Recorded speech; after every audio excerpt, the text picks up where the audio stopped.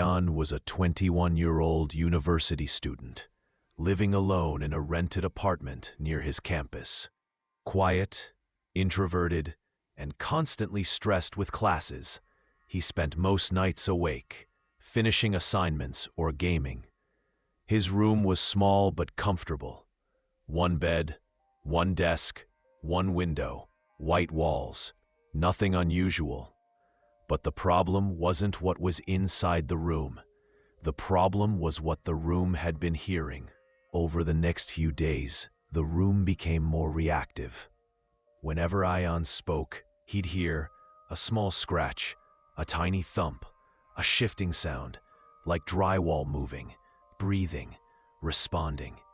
He tried recording it on his phone, but on playback, nothing. Complete silence. It was only when he spoke that the room replied. The worst moment came during an online class.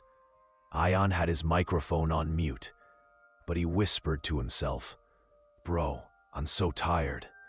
And immediately, in a low, close whisper, "Don't sleep. Stay." Ayan's heart froze. He slammed his laptop shut. He stared at the walls. He whispered again, "Who are you?" A pause, silence, and then, "I'm listening." Ayan dropped his phone. The room was silent again. He didn't sleep that night. It started with small things Ayan didn't pay attention to. A faint tapping sound whenever he talked on the phone, like someone was knocking from inside the walls. A low hum whenever he whispered, almost as if the room was responding. Then one night, while practicing a presentation alone, he stopped suddenly, and the room whispered back. He froze. Maybe it was just the wind. Maybe the neighbors.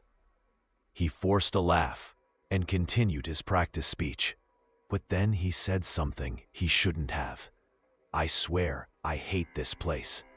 A second later, something whispered back, "Me too." 3 nights later, everything escalated. Ayan woke up around 3:12 a.m. to a sound. A slow dragging, like something heavy was being pulled across the wall behind his bed. He stood up, trembling, pressed his ear against the wall. Silence. Then, "Don't do that." The voice was right behind the wall. Not inside the room, not outside, inside the wall. Ayan backed away, his breath shaking. The voice continued, "You talk so much, Ayan. I listened to everything." A crack formed on the wall, thin, long spider webbing across the surface.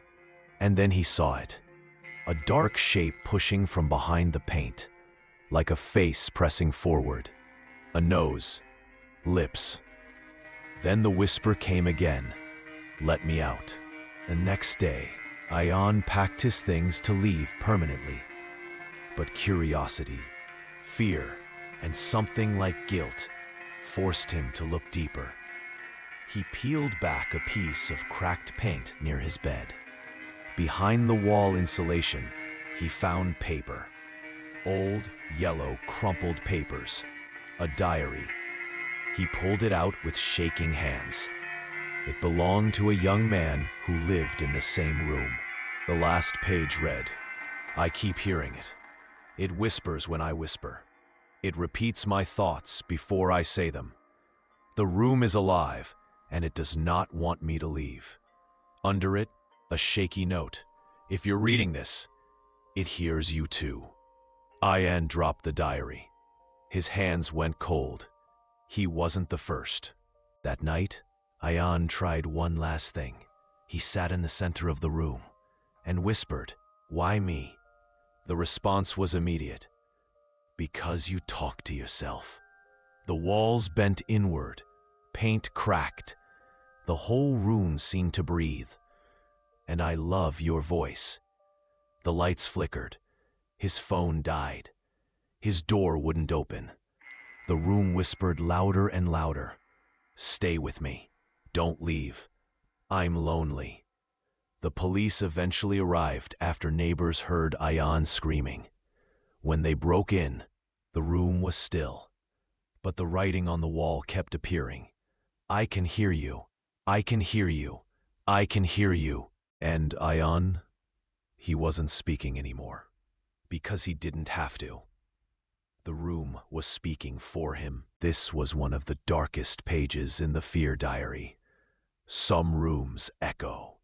Some rooms absorb sound. And some rooms, they listen. If you want to hear the next story, you already know where to find the next page.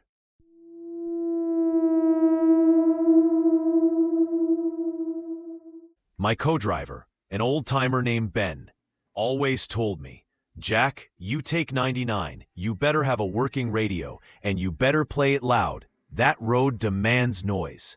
I scoffed.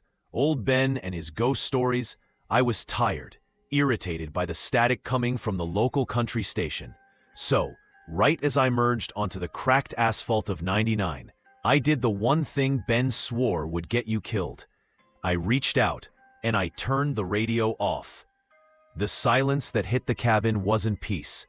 It was heavy. It was the kind of silence that feels like a pressure. It was a scratching. Not inside the cab. It sounded like a fingernail dragging against the outside of the trailer right behind my head. Shh, crack. Shh, crack. I checked the mirrors. Nothing. Just the pitch black of the endless pine trees blurring past. I told myself it was debris, a tree branch I'd clipped. But the scratching didn't stop. It kept pace with me. If I sped up, it sped up. If I slowed, it slowed. And then it started moving forward. In the side mirror, I caught a glimpse of something tall, something profoundly wrong, keeping step with my truck. It was gaunt, unnaturally elongated. It looked like a shadow stretched thin by the moonlight. It was maybe 10 feet high. I slammed the brakes, the air hiss of the semi a violent explosion in the silence. The truck skidded. I stared into the mirror. Nothing. The road was empty. Just me, my load of piping, and the oppressive silence.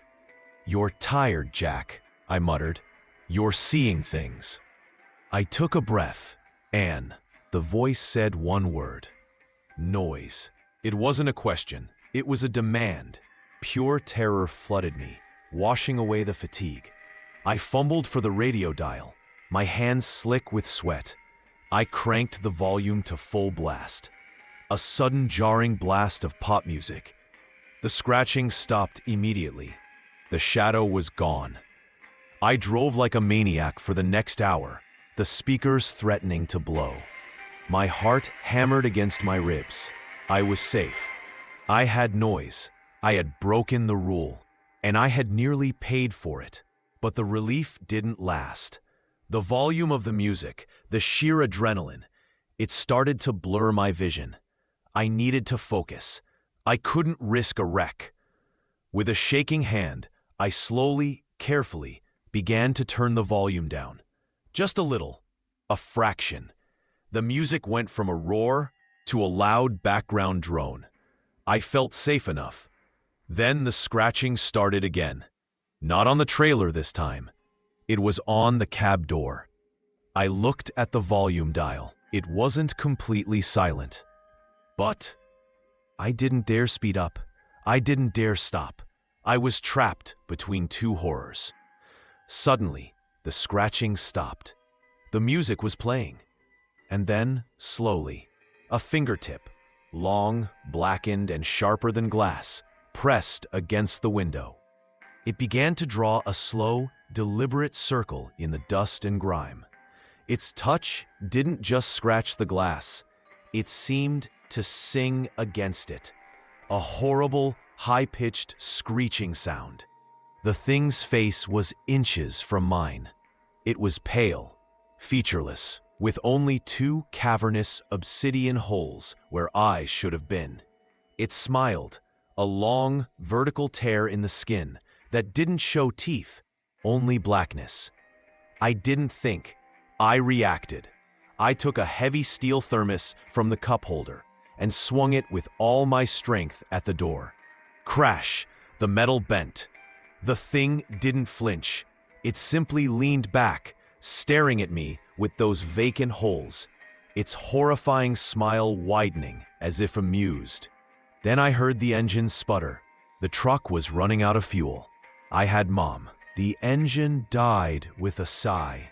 The air brakes hissed their last breath. The truck rolled to a complete stop. The music died with a final, desperate crackle. Silence. Absolute, crushing silence. I was blind and deaf in the darkness. I waited for the thing to tear the door off the hinges. I waited for the final scream, but it never came. Instead, the whisper returned, this time not beside me, but everywhere, echoing off the pines, filling the cab. Thank you, Jack. I had brought a load of industrial piping to Route 99, a load of pure, resonant metal. I hadn't disturbed the silence. I had simply delivered the materials for the next sound, the sound the watchman was waiting for. I looked out the window. The thing was gone, but across the road, leaning against a broken signpost, was a freshly polished steel pipe. It was standing upright, singing a quiet, horrible hum into the night. It wasn't gone. It had just found a new, quiet place to wait, and I had left the road silent for the next poor soul who turns off the radio. Don't stop. Don't turn it off. Keep driving and keep the noise on.